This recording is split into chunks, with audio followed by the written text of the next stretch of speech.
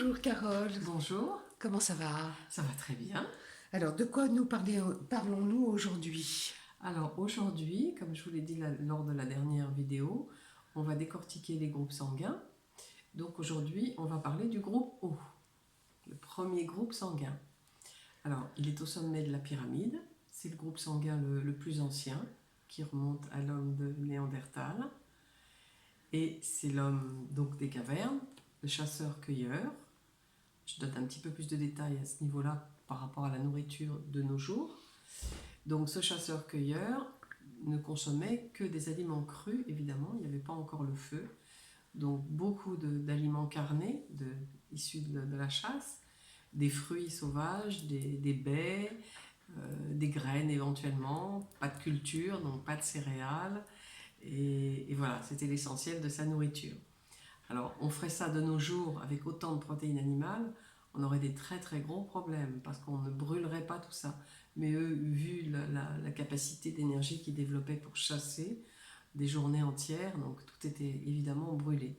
Alors de nos jours, pourquoi il est intéressant de se baser sur cette alimentation ancestrale entre guillemets? Parce que notre sang n'a pas changé depuis la nuit des temps. On est O, on est A, on est B, on est toujours au niveau de ces hommes-là. Donc, le groupe O, je dis bien, qu'il se cale sur cette nourriture ancestrale et essayer dans la mesure du possible, on ne peut pas le faire à 100%, mais d'essayer de s'y rapprocher le plus possible, de ne pas avoir une suralimentation côté céréales, surtout par rapport au gluten. Et les produits laitiers de lait de vache. Pourquoi? Parce qu'il n'y avait pas de vache à l'époque et ils ne consommaient pas de lait, évidemment. Je ne pense pas qu'ils consommaient le lait des mammouths ou des choses comme ça. Donc, pas de lait. Alors, quand je dis pas, c'est pas vitam aeternam, c'est d'éviter. Alors, pourquoi on va éviter tout ça? On va dire c'est injuste, je suis du groupe O, je ne peux pas consommer de gluten, de pain, je ne peux pas consommer de fromage, de yaourt, de fromage blanc, de choses comme ça. Donc, c'est pas du tout, c'est peu. Mais pourquoi? Parce qu'au niveau de notre sang, on va développer comme une forme d'allergie à ces produits-là. Alors s'il y en a un tout petit peu, notre corps il va gérer facilement, il va l'éliminer, ça ne va pas rester en toxine. Mais si c'est en excès, qu'on mange par exemple une baguette par jour, avec du fromage en plus des produits laitiers ou du lait carrément même, donc là au bout d'un certain temps, et bien, qu'est-ce qui va se produire dans notre sang? On va avoir une hyperviscosité sanguine. Qu'est-ce que c'est que ça? Ben, ça veut dire que le sang va devenir très épais et qui va un petit peu se coaguler.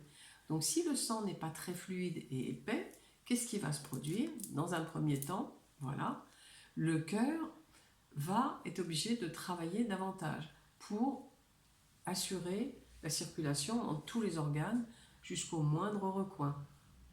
Et c'est pour ça, parfois d'ailleurs, je fais une petite parenthèse, que certaines femmes du groupe O qui ont des problèmes de la maladie de Raynaud, elles ont un sang épais et du coup, le sang en hiver va très mal aux extrémités des doigts.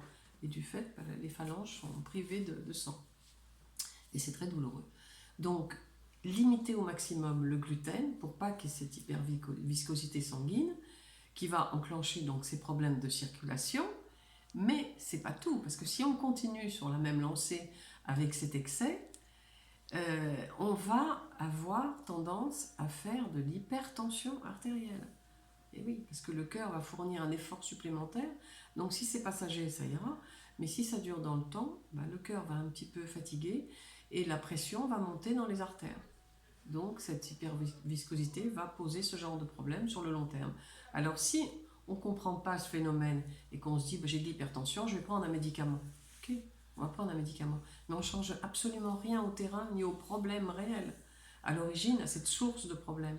Donc l'idéal, bien sûr, c'est de changer son alimentation et de revenir, non pas qu'il n'y ait plus du tout de gluten, mais qu'il y en ait beaucoup, beaucoup moins, que ce soit occasionnel. Et on voit tout de suite qu'on va récupérer de l'énergie, le sang va être beaucoup plus fluide. Parfois, certains maux de tête, même si le sang est épais, peut provoquer ça. des bourdonnements d'oreilles même parfois, au début des problèmes d'acouphènes, c'est souvent un sang trop épais.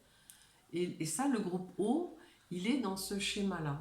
Il est dans ce schéma-là de développer, après, par la suite, si rien n'est fait, toutes les maladies cardiovasculaires qu'on connaît, malheureusement, qui sont très fréquentes, les infarctus du myocarde, les AVC, tout ça, et ce qui s'ensuit.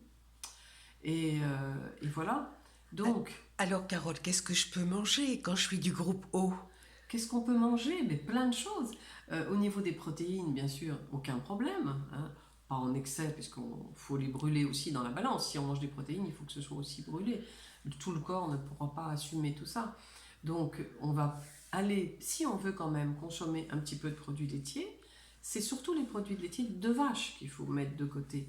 Mais on peut manger un petit peu de fromage de chèvre ou de brebis, ou des yaourts de brebis ou de chèvre. Donc c'est pas la fin du monde non plus, mais pas tous les jours.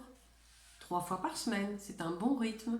Et là, il n'y aura aucun problème, le corps va gérer ce petit excès, entre guillemets. Et le pain, par contre, ça, c'est vraiment le gluten, quelque chose qui n'est pas très bon. Donc on va éliminer le blé, parce que le gluten, il y en a dans le blé, dans le seigle et dans l'avoine.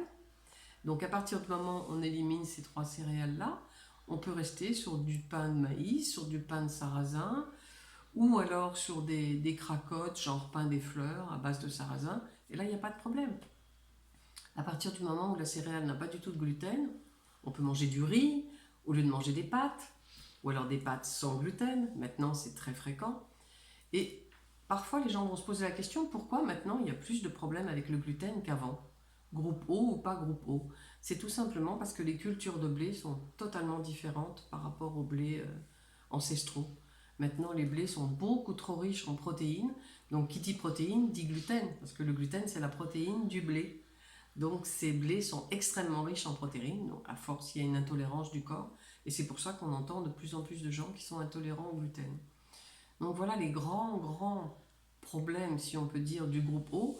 Sinon, système immunitaire hyper résistant. Donc, ça, c'est un plus. C'est quelqu'un. Le groupe O, c'est quelqu'un qui est. Comment dire, qui est un petit peu locomotive. C'est quelqu'un qui aime bien entreprendre. Pardon. Et donc, du fait qu'il est un petit peu locomotive comme ça, c'est quelqu'un qui a un dynamisme hors pair par rapport aux autres groupes sanguins. C'est l'infatigable de tous les groupes, hein. Il va au bout du bout. C'est un sportif alors? C'est un sportif, oui, c'est un sportif. Souvent. C'est souvent un musculaire d'ailleurs. On voit des sportifs de haut niveau qui sont hauts. Et on reconnaît le haut et le musculaire en naturopathie à la morphologie du visage. Le visage n'est pas pointu au niveau du menton, ni complètement rond. En général, la mâchoire est un petit peu plus imposante, un peu plus carrée. Il y a un nageur professionnel, son nom m'échappe, qui a le physique parfait du groupe O. Il a la mâchoire carrément carrée. Donc voilà. Et ça dénote quand même une certaine énergie et un système immunitaire très performant. Alors, qu'est-ce qu'il peut manger, ce groupe O, à part des protéines? À part les protéines, bien sûr, beaucoup de légumes et de crudités, parce qu'on sait que tout le cru fluidifie le sang. De manger des fruits crus, c'est un fluidifiant sanguin. Le citron est archi connu comme fluidifiant sanguin. C'est quelque chose de magnifique. Donc le groupe O, qui va manger que des féculents et du riz, ça va pas être magnifique au niveau de sa viscosité sanguine. Donc des fruits et des légumes avec des protéines, peu de gluten, produits laitiers de chèvre ou brebis 3 fois par semaine maximum, et voilà. Boire de l'eau suffisamment pour bien s'hydrater et bien drainer, et faire un peu de sport. Ça, c'est évident. Le haut va s'encrasser plus vite. Parce que du fait que c'est quelqu'un qui mange souvent avec appétit, qui est bon vivant, et qui mange souvent en quantité, il faut que dans la balance, ce soit quand même en partie brûlé. Donc du sport qu'on aime à son niveau, en fonction de son âge et ses moyens, mais du sport quand même. Décidément. Vous avez un chat dans la gorge, J'ai un chat et pourtant je les aime, les chats. Ok. Alors, du sport, d'accord. Beaucoup de sport ou pas beaucoup? Après, c'est en fonction de l'âge et du tempérament. Si on est jeune, qu'on peut faire du sport tous les jours, pourquoi pas? Mais sinon, 1 à 2 fois par semaine, à son rythme. D'accord. Donc en fait, qu'est-ce qui est important à retenir à propos du groupe O?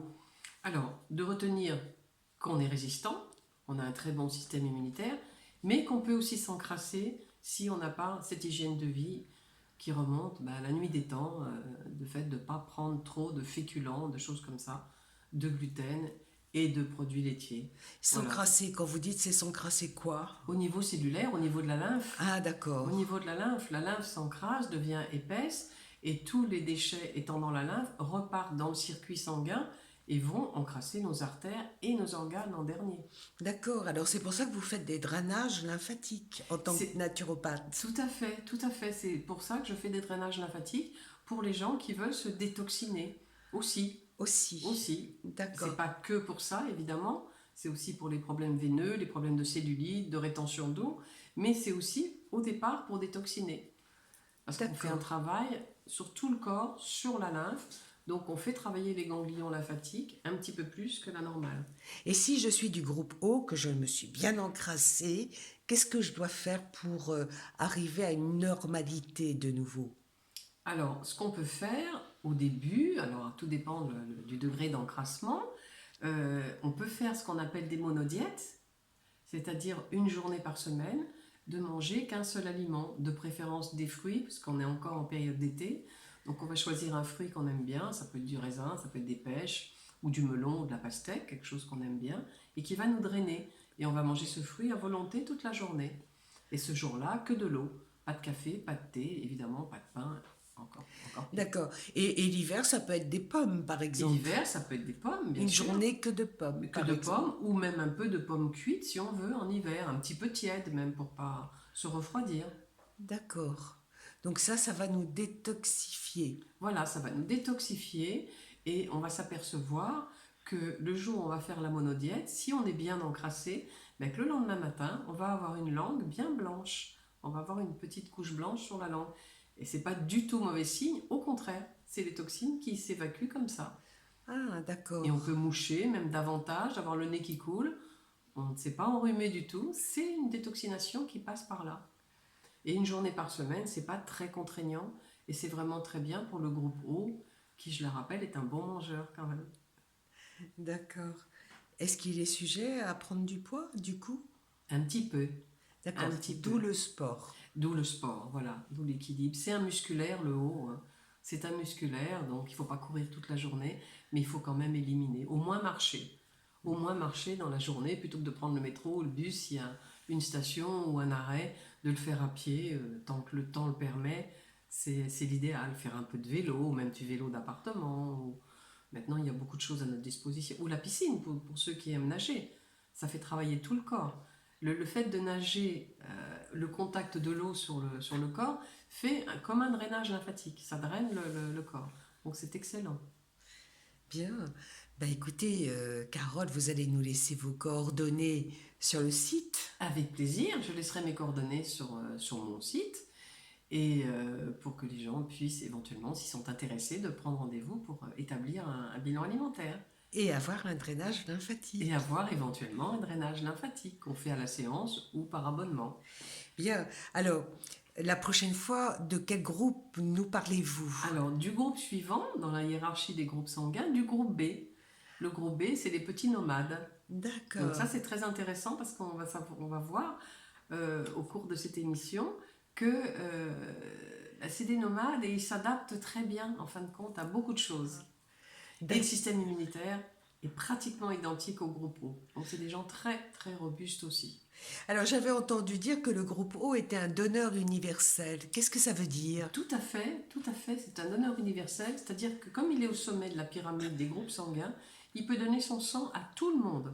Mais par contre, lui ne peut recevoir que du haut. Et ça, c'est très important, ça peut être très dangereux. Et voilà, donc ça c'est très très important. Et je dis toujours, il y a un petit même rapport dans le caractère du groupe O. C'est quelqu'un qui donne facilement, qui est généreux, le groupe O. Ah. Il y a un rapport à ça, justement, qu'il est donneur universel. Donneur, c'est quand même donner. Il y a le verbe donner dedans. Bien, alors ce sont des gens bien. C'est des gens bien, bien sûr, c'est des gens bien. Bien sûr. Tous les groupes sont des gens bien. Oui. On se retrouve donc bientôt pour le groupe B. Absolument. À très bientôt. Très bientôt. Au revoir, Carole.